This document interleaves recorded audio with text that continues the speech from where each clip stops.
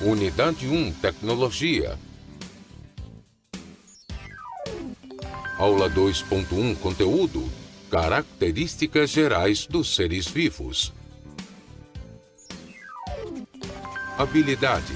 Conhecer as características que definem um ser vivo.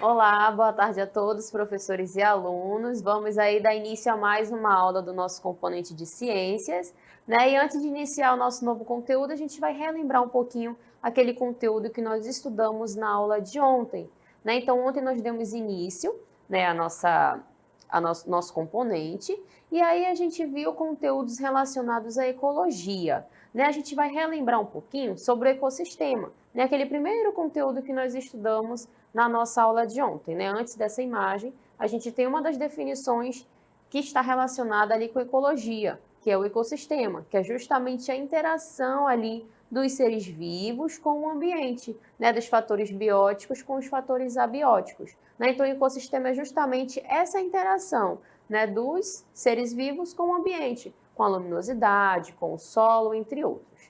Tá? Então, outro conteúdo que nós estudamos na nossa aula de ontem foi em relação às relações ecológicas, que é justamente de que maneira esses indivíduos ali eles podem se relacionar. Tem tipo de relação que é benéfica, né, que não vai ocasionar mal para nenhum indivíduo, sendo ele da mesma espécie ou de espécies diferentes. E tem outros tipos de relações que acabam sendo prejudiciais, né? Algum vai ficar prejudicado nesse tipo de relação. E aqui a gente trouxe dois exemplos de relações ecológicas. Aqui a gente tem a abelha, né, que participa ali de uma sociedade, e aí na sociedade de abelhas o que acontece? É tudo muito bem organizado. Existem três tipos. Tem as operárias, a rainha e o zangão, né? Então as operárias são aquelas abelhas que não são férteis, né? São inférteis. E aí elas acabam fazendo todo o trabalho daquela sociedade. Ela que vai buscar o néctar, produzir o mel, procurar alimento. Ela que faz todo aquele serviço braçal mesmo dessa sociedade. No caso da rainha, geralmente tem somente uma rainha. E o objetivo ali da rainha é procriar. Ela está relacionada ali com o processo de reprodução dessa espécie. Então, essa rainha ela é alimentada, ela é cuidada pelas operárias. E tem também o zangão, né, que pode ter um ou mais, que também está relacionado com o processo de reprodução. Só que depois que ocorre ali, né, o acasalamento entre eles, o zangão é expulso ali daquela colmeia. Né? Ele acaba morrendo porque ele não consegue obter alimentos ali no meio externo. Né? Então, a gente tem ali essa sociedade muito bem organizada das abelhas. E aqui a gente tem o caso do predatismo, né, onde tem um predador e tem uma presa. E aqui a gente já sabe que essa presa vai morrer porque esse predador está em busca ali do seu alimento, né, para produzir a sua energia. Tá? Então, trouxemos esses dois exemplos de relações ecológicas e agora vamos para o nosso desafio do dia. E aí no nosso desafio do dia, né, a gente trouxe para vocês uma manchete, que ela fala sobre a descoberta de seres vivos fora da Terra. Né, e a gente vai ler um pouquinho o que está escrito aí nessa manchete. Descoberta de seres vivos em uma galáxia distante da nossa. Eles são seres vivos com as mesmas características dos que conhecemos na Terra. E aí lá embaixo a gente tem outra informação, né? A gente tem uma imagem que representa, né, um ser vivo. Há décadas, os cientistas procuram sinais de vida fora do nosso planeta. Em 2015, os pesquisadores da Agência Espacial Norte-Americana, a NASA, fizeram um anúncio afirmando que, se existir vida fora da Terra, ela será descoberta dentro de 20 a 30 anos. Né? Então, essa é a nossa manchete. Agora a gente vai para a nossa pergunta. Quais características esses supostos seres recém-descobertos devem ter para que possam ser considerados semelhantes aos seres vivos que conhecemos aqui na Terra? Né? Então, a gente tem essa perguntinha aí do desafio do dia. A gente trouxe essa manchete, né, para a gente pensar um pouquinho em relação a um ser vivo, né, o que define um ser vivo.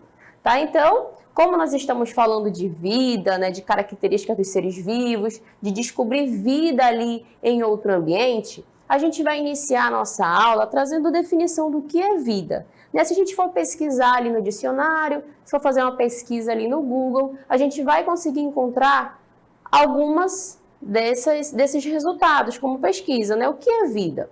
A gente pode encontrar que pode ser ali um modo de vida, conjunto de hábitos, ou então uma propriedade que caracteriza ali os organismos, cuja existência evolui do nascimento até a morte. Né? Então, no dicionário, a gente vai encontrar essa definição para a palavra vida. E aí, na aula de hoje, a gente vai falar um pouquinho mais o que caracteriza um ser vivo, né? Quais são as características que definem ali aquele ser como vivo ou não.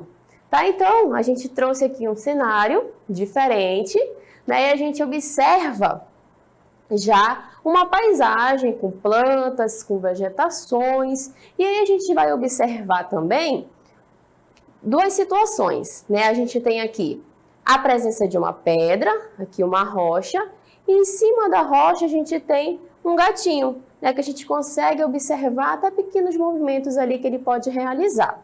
E aí a gente observando essa paisagem, será que a gente já consegue identificar o que é vivo e o que não é vivo nessa imagem? Né? Será que a gente consegue classificar aqui essa pedra, essa rocha como um ser vivo? Né? O que caracteriza ela ser vivo ou não? Ou então esse gato, né? Como é que eu sei que ele é um ser vivo? Tá? Então, são essas comparações que a gente vai tentar fazer na aula de hoje. Né? Primeiro, a gente vai caracterizar um ser vivo para a gente definir bem, né, o que define aquele ser, aquele indivíduo como vivo. E aqui a gente consegue observar, né, essas diferenças. Né? No final, a gente comenta um pouquinho mais sobre eles, mas aqui a gente só de olhar já consegue fazer algumas observações, né? Eu já consigo definir o que é vivo aqui nesse ambiente. Tá? Então, vamos observar algumas dessas características. Olha só, a gente vai estudar hoje sobre o metabolismo, o movimento, a reatividade, o crescimento, a reprodução e a organização. Esses são somente alguns pontos que auxiliam a gente nessa característica dos seres vivos. Vamos observar, né, vamos iniciar sobre o metabolismo. Vamos observar qual é a sua definição e a gente vai exemplificar também um pouquinho. Tá? Então, o metabolismo é um conjunto de transformações chamadas também de reações químicas que ocorrem no interior dos seres vivos para obtenção de energia. Tá? Então, o metabolismo ele acontece nas células que fazem parte daquele indivíduo, daquele ser vivo. Para representar o metabolismo, a gente trouxe aqui o exemplo do sistema respiratório. Tá? A gente tem aqui de fundo a imagem que representa um indivíduo e aqui nessa coloração mais avermelhada, né, a gente observa a representação do pulmão. Né? Então, no nosso pulmão, o que acontece? Acontecem trocas gasosas, acontecem reações químicas. Né? Quando nós estamos ali inspirando, né, o ar que está presente aqui no ambiente, ele entra pelas nossas narinas, passa pela traqueia e chega até o pulmão.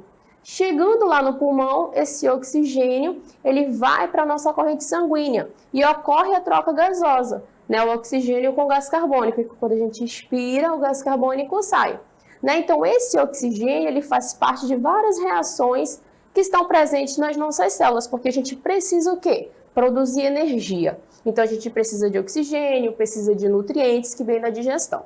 Tá? Então, essas reações elas são essenciais para que a gente consiga se desenvolver, para que a gente consiga crescer e reproduzir. Tá? Então, elas acontecem ali a todo momento. É claro que vai ser diferente de indivíduo para indivíduo.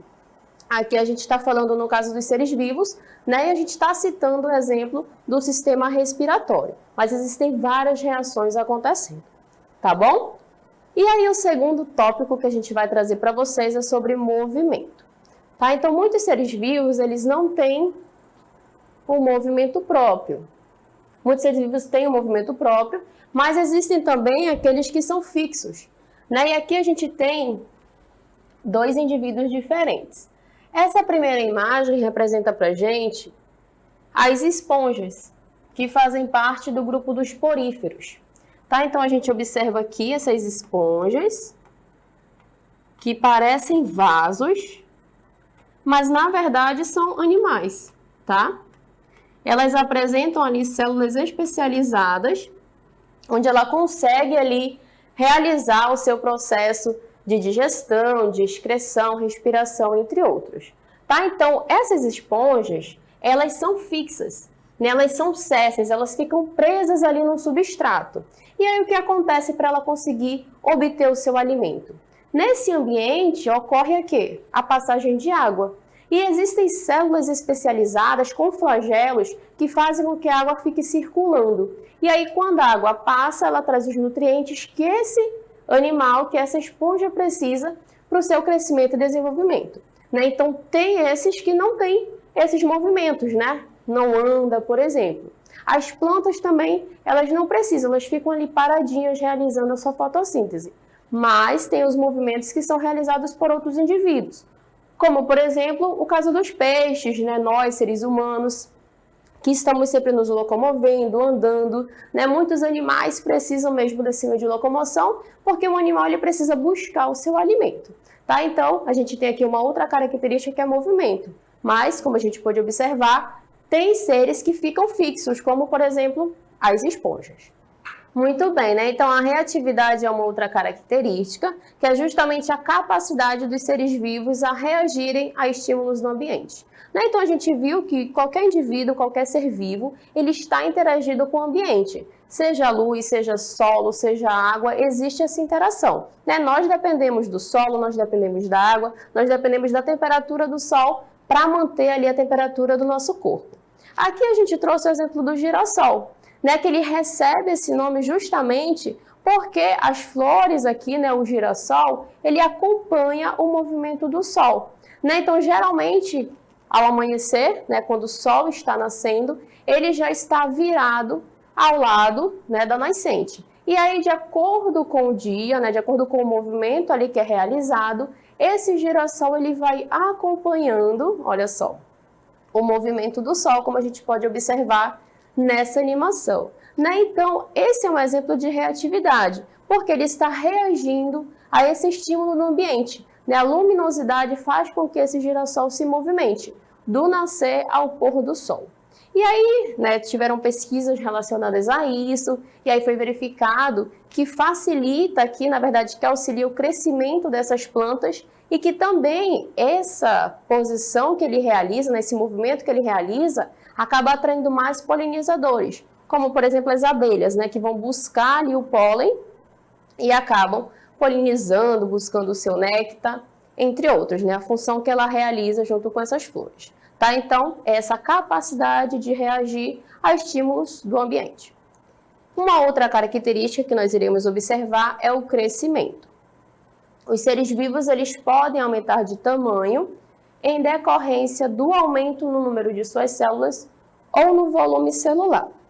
E aí, para falar de crescimento, a gente trouxe o exemplo de um cachorro em diferentes fases. A gente tem ali o cachorro pequenininho ainda e já tem ele adulto. Né? Então, a gente observa que esse exemplo de crescimento está relacionado com o aumento do número de suas células. Porque quando ele vai crescendo, vai aumentando a quantidade de células.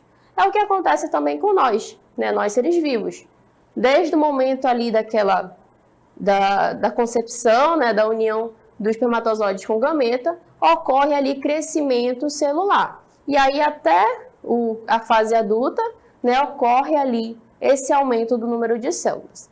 Mas a gente sabe também que existem outros seres vivos, como por exemplo as bactérias, que são unicelulares, têm somente uma única célula. E aí para ela se reproduzir, o que acontece? Ela precisa aumentar o seu tamanho, né, porque o seu tipo de reprodução é assexuada. Então a gente tem ali uma bactéria, ela vai crescendo, vai aumentando o seu tamanho, até que ela se divide e no final tem duas bactérias, tá? Então, tem crescimento diferente de indivíduos que são pluricelulares e indivíduos que são unicelulares. Os pluricelulares, como nós, ocorre o crescimento da quantidade de células. E no caso de indivíduos unicelulares, é somente o seu volume. Ela vai ali aumentar até que ela se divide. A gente vai continuar explicando para vocês algumas características que definem ali aquele ser vivo.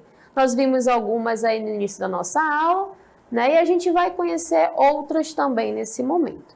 Mas antes, nós trouxemos aqui as etapas de vida de um ser vivo.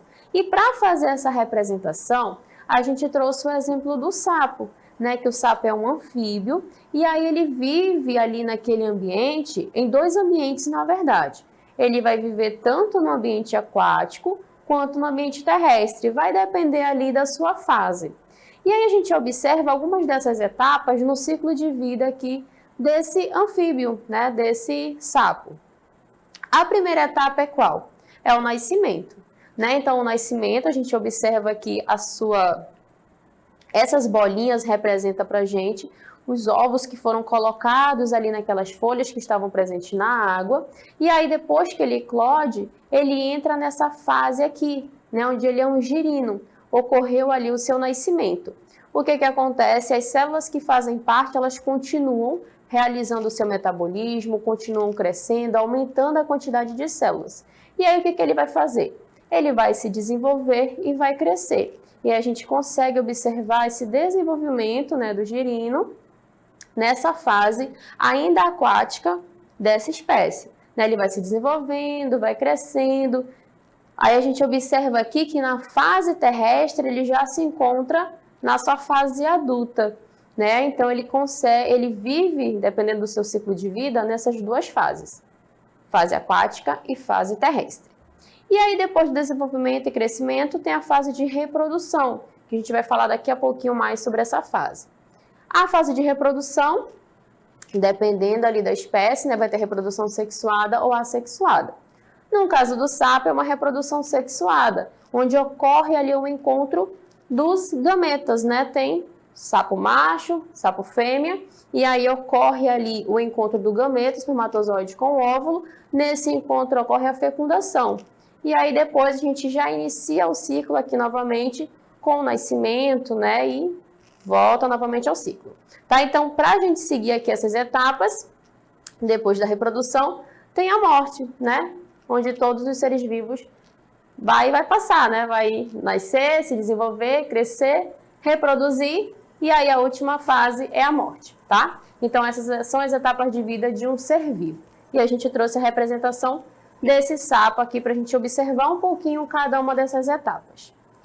E aí a gente vai falar um pouquinho mais sobre essa fase que é a reprodução. Ela é uma outra característica dos seres vivos, né? O ser vivo vai chegar ali numa etapa em que ele pode se reproduzir.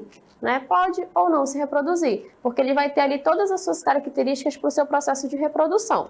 Se for uma reprodução sexuada, vai ter aquela troca, aquela interação entre gametas, né? Troca de material genético para o desenvolvimento ali de um novo indivíduo. Se for reprodução assexuada, aquela bactéria, por exemplo, vai crescer e no final a gente vai observar duas bactérias, né? Devido à bipartição, essa divisão aí chamada de mitose. Então, a gente vai falar agora um pouquinho mais sobre as células. Né? A gente viu aí características que definem um ser vivo.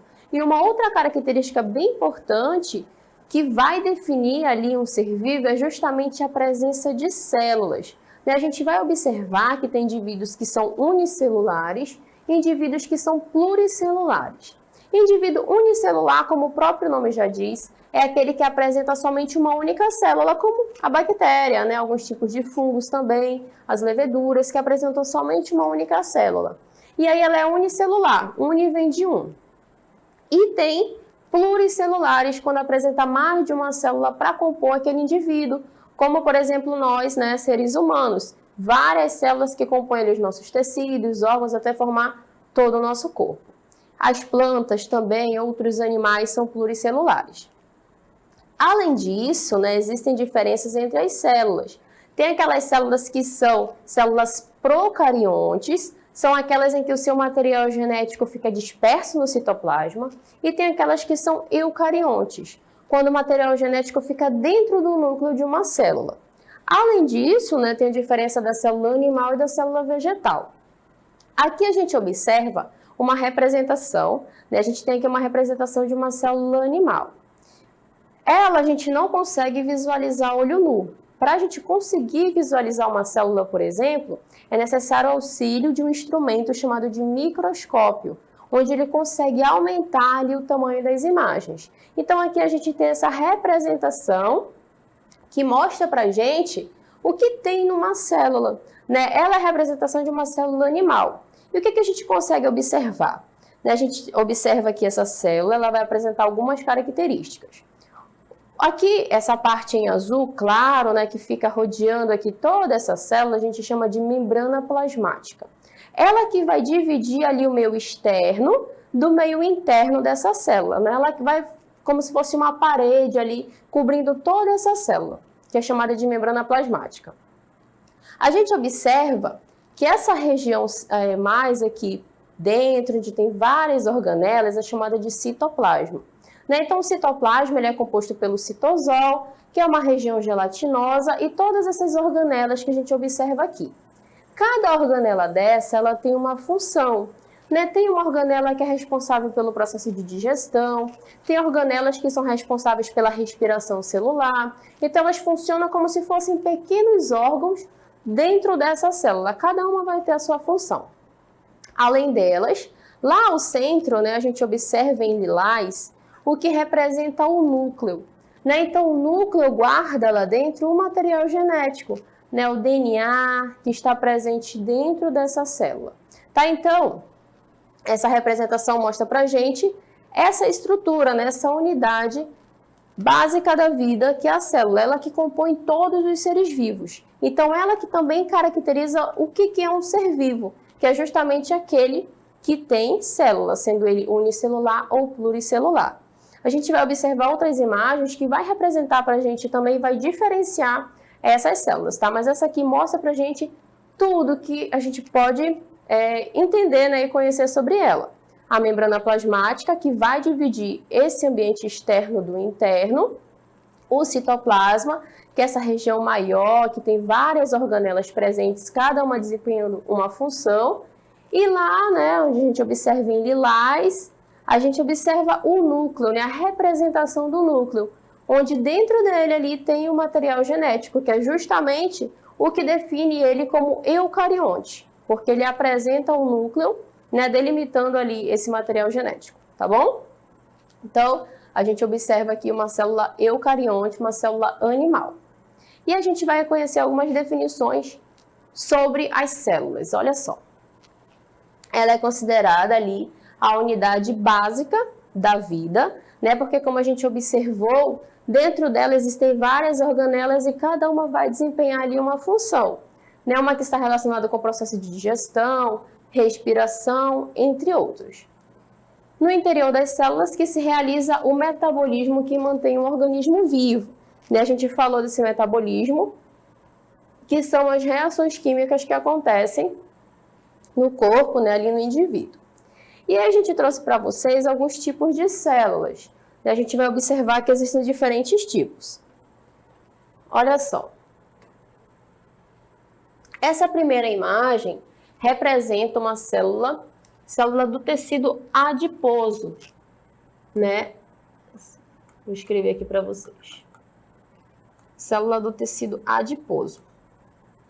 É aquela famosa gordura, né? O que a gente observa aqui em amarelo são os lipídios, né? São as gorduras presentes. Então, são aquelas células que vão acumulando gordura, né? A gente tem ali aquele nosso tecido adiposo que é composto justamente por essas células aqui que são adiposas, né? Então, as células que constituem ali aquele tecido gorduroso, elas são nesse formato, né? A representação dela é nesse formato, porque ela vai acumular ali aquela gordura, aquele lipídio.